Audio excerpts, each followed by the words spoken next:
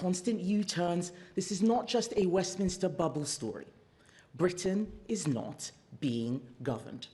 And this is having an impact on the lives and the livelihoods of people across the country. Britain is getting poorer, and Britain is getting weaker because of Keir Starmer's bad judgment. It cannot go on.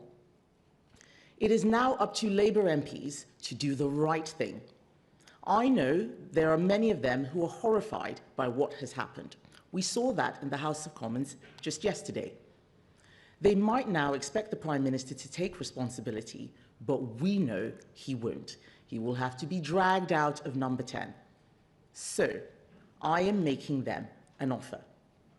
If they want the change they know the country needs, come and speak to my whips, and let's talk seriously about a vote of no confidence to force the moment.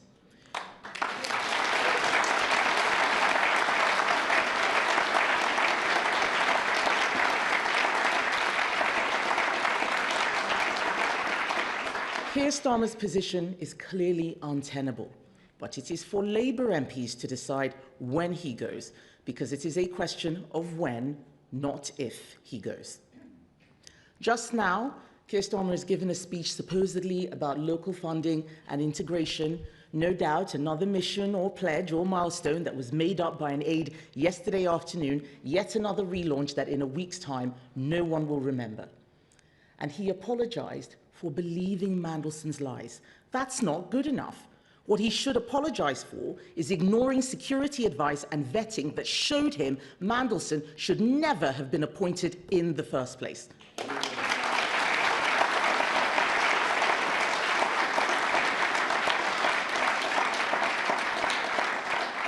But, ladies and gentlemen, you will notice that he cannot bring himself to do that because his self-righteousness is his greatest weakness. And what else have the British public got on offer? Fresh from announcing a pubs policy this week with a £10 billion black hole in it, Nigel Farage this morning announced his new Welsh leader after the last one was sent to prison in November for taking bribes from Russia. We all know a reform government would just be more of the same. More incompetence, more dodgy appointments, more drama, when what this country needs is some serious government. There is only one party in Britain today that is actually serious. Only one that is doing the deep thinking and the hard work to fix our country's problems and is ready to deliver the second we come into office. That is my Conservative Party.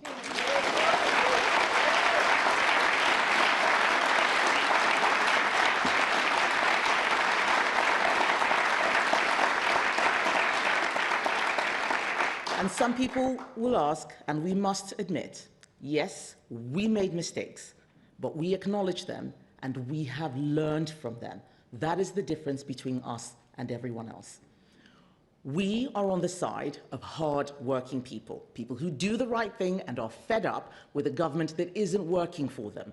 We are on the side of those who play by the rules. We are not on the side of people claiming benefits when they could and should be working. We are not on the side of spivs and scammers who think the rules don't apply to them.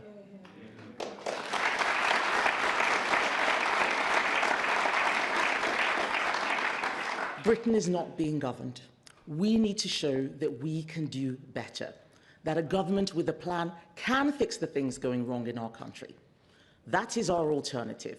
Our strong borders plan, our cheap power plan, our £47 billion savings plan, our plan to abolish stamp duty, our plan to fix the high street, our plan to get Britain working again. That is what we believe in. That is the change that we will deliver. Thank you, ladies and gentlemen.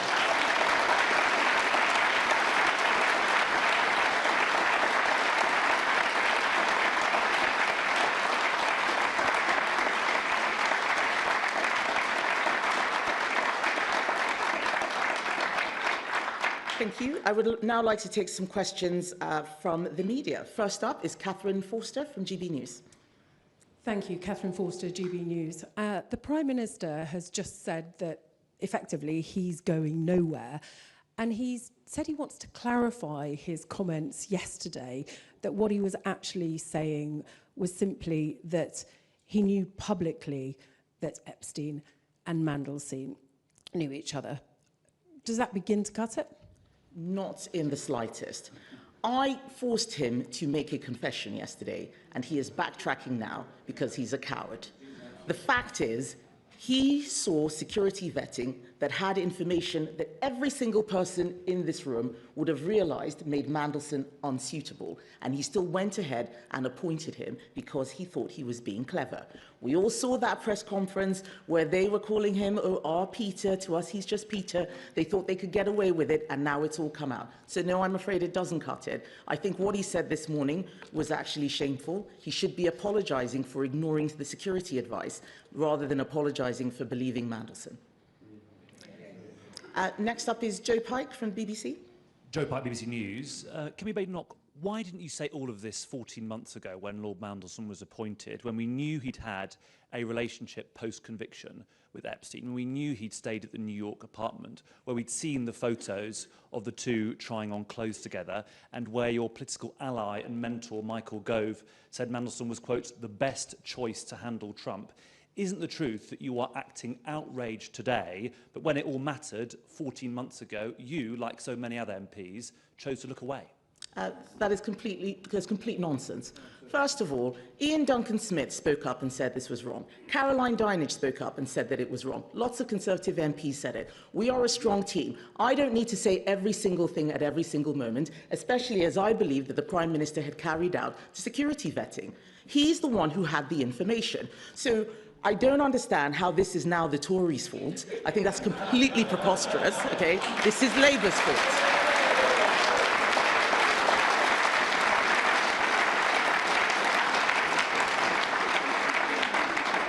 Rob Powell from Sky News. Hi, thank you, Rob Powell, Sky News. Are you saying then you want a general election now, if you were talking about a vote of no confidence? And if there was to be one, how do you think you'd do? Britain is not being governed. That is what this speech is about. We need a better government.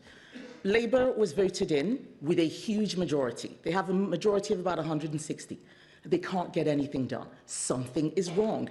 And yes, while we're all reading the tittle-tattle of who said what in the Epstein files, our country is going backwards. That is what worries me.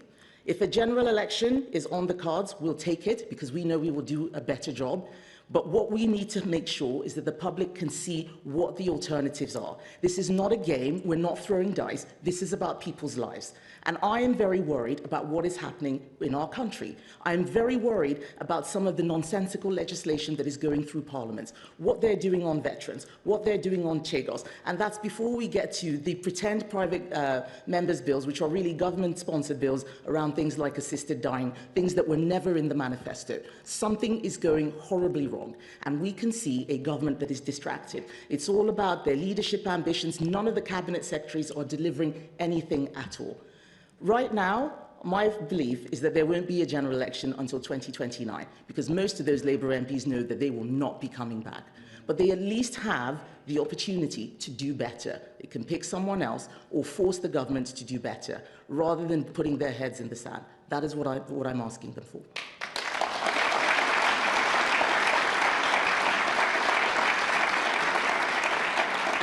Next is Harry Horton, ITV.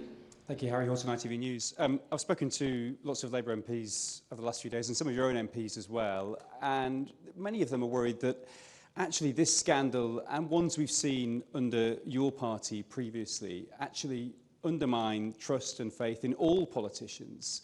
And is that something you're worried about? It is something that I'm worried about. As I said, we made mistakes, but we acknowledged them, we learned from them, and as people will remember, we tried to fix them.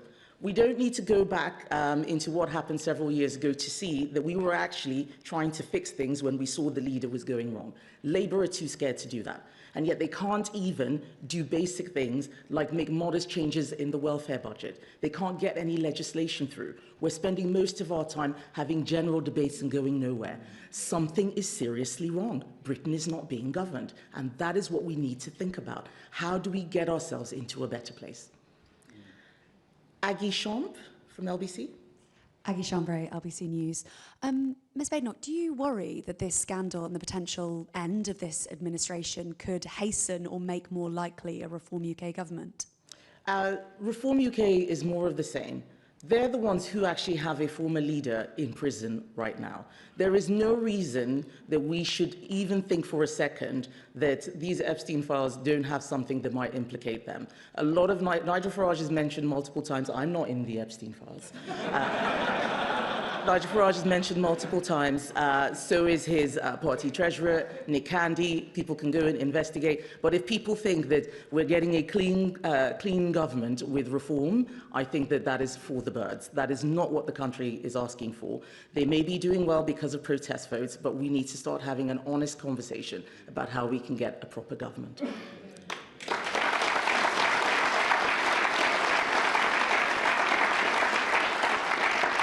Helen William? PA?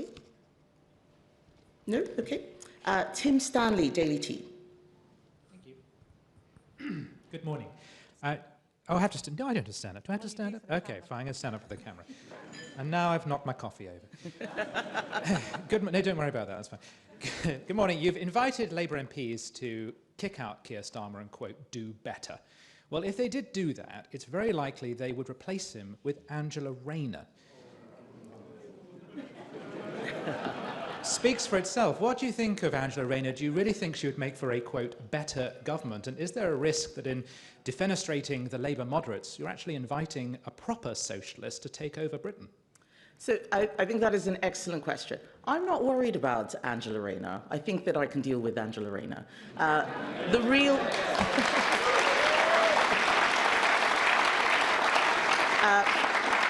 but you've hit upon something that is crucial. It doesn't matter who they change leader to, it's still going to be a Labour person. What we need them to look at is the mistakes that they've been making and how they can fix that. Whoever it is that they pick has to acknowledge that a lot of mistakes have been made. The country is not crying out for socialism. The country is crying out for competence and fixing the economy, putting money in people's pockets. Businesses are crying out for relief. They want the government to get the boot off their necks. It is not a coincidence that Labour MPs can't get into pubs and hairdressers at the moment. That is not because they're crying out for more socialism. What we want to see is them putting the British people back at the forefront of their minds. They're not thinking about any of the people out there right now. They're just thinking about themselves. So let's stop talking about Angela Rayner or West Streeting. Let's start talking about the people out there. That's what I'm worried about.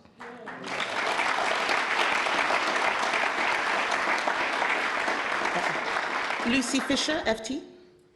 Ms Badenoch, the Conservatives have raised concerns about the links between Peter Mandelson and the US technology firm Palantir, which has gone on to win UK public sector contracts. Is there a wider problem here with political appointments for key ambassadorial roles if they go to people with complex business and corporate interests? Are you in favour of scrapping political appointments in favour of professional diplomats, or for introducing new safeguards to stop this kind of potentially conflicted interests? Thank you. So our issue is not with Palantir, or even Palantir and Peter Mandelson. It's the fact that the meetings were not minuted, so no one knows what was discussed. And then there was a direct grant of £240 million, not a tender, not a bid. That's something that needs to be looked at very, very closely. That's the issue. It's not really about the political appointment. Political appointments can be good, they can be necessary. Just don't pick the best friend of a convicted paedophile who's still been hanging out with him afterwards. That's the real issue.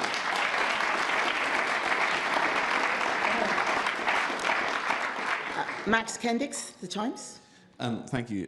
You say you know you're not in the files, but there is an email in the files suggesting that David Cameron's top aides tried to set up a meeting between him as Prime Minister with Jeffrey Epstein and Woody Allen in Paris.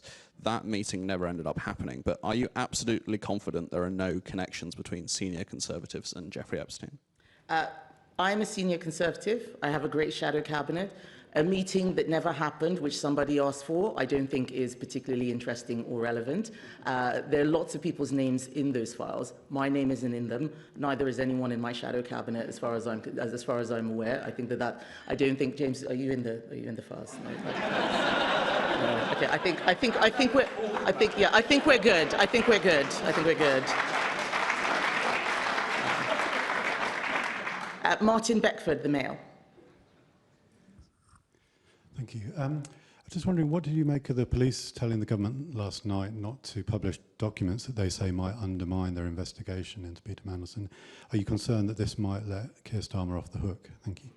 So, it's a very interesting question. So Keir Starmer was leaning on that in his speech, saying, I really wanted to release all the files, but the police have asked me not to.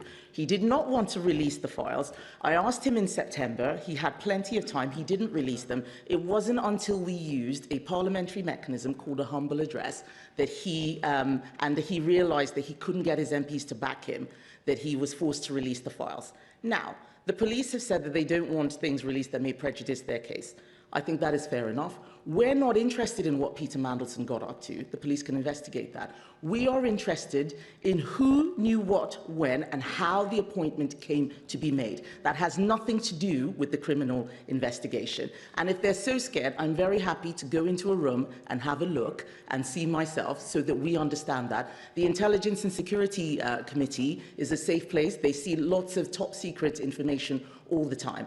But please do not let Keir Starmer confuse you by telling you that his appointment of a man with his associations with the paedophile was national security or international relations or it's a police investigation.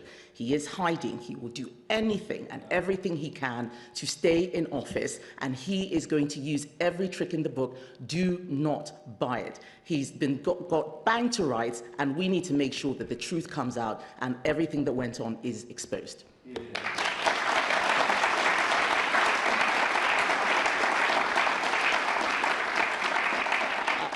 Martin Brown, The Express. Thank you.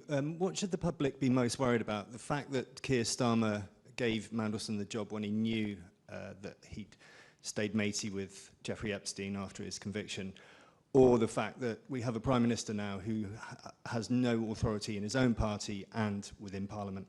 Thank you. Martin, I think it's both. This is why I'm making that offer to Labour MPs, that those of you who think this is untenable, and many of them do, I saw their faces at Prime Minister's questions. They looked sick as they were listening to him confess that he always knew. They know that there is a problem. Up until now, Britain has not been governed. All those examples I gave, their inability to get legislation through, the ridiculous budget of 2024, the worst budget of 2025, hitting pubs, small businesses, farmers, the endless U-turns. He hasn't been able to govern even during his supposed honeymoon period. There is no way he's going to be able to govern now. That is a serious problem. That is what I'm trying to draw attention to.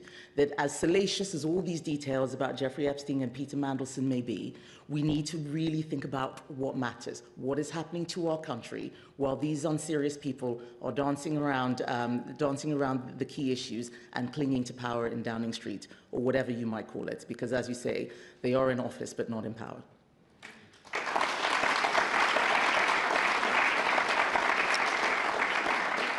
Kitty Donaldson, The Eye. Thank you. I was just wondering, do you think it would make any difference if Sir Keir Starmer sacks Morgan McSweeney? And secondly, is anyone in the cabinet you admire, Wes Streeting, for instance? Is there anyone in the cabinet that I admire? No. Some of them are better than others. I think Shabana Mahmood is someone who shows that she's better than her colleagues. I doubt that they will ever let her have a go, but I think that she is at least honest about the problems that the country is facing and doesn't pander. Sorry, what was the beginning of your question?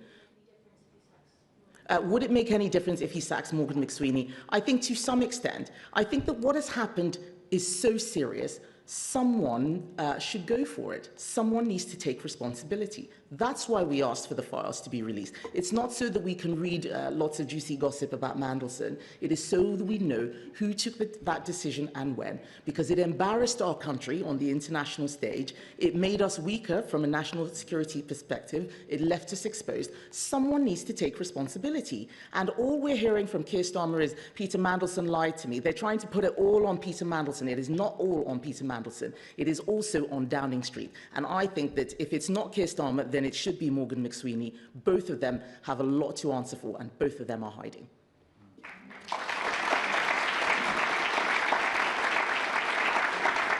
And finally, Noah Hoffman from The Sun. Thank you, Kemi. Just quickly turning to crime and justice.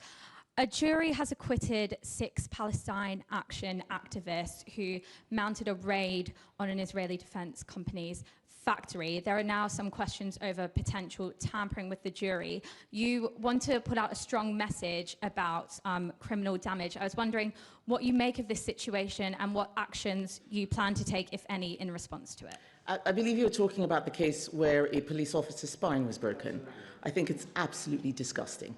I think that we have police officers and so many others who put themselves on the front line, and for people to attack them so viciously in that way and get away with it, that sends a very, very bad message about criminal activity, about our justice system. There should be an appeal. I think it needs to be looked at again. I haven't heard the allegations about jury tampering, but if we are a country where you can break the spine of a police officer and get away with it, then we are in serious trouble. And what I want to hear is what the government is going to be doing about it. And right now, they're not doing anything about it. They're not saying anything about it because they're all trying to delete their emails and worried about who's going to be caught in this scandal. This is what I'm talking about, that there's so many things that are being degraded. I have said that a lot in our country is broken. Our country is not broken, but a lot is. The politics is broken.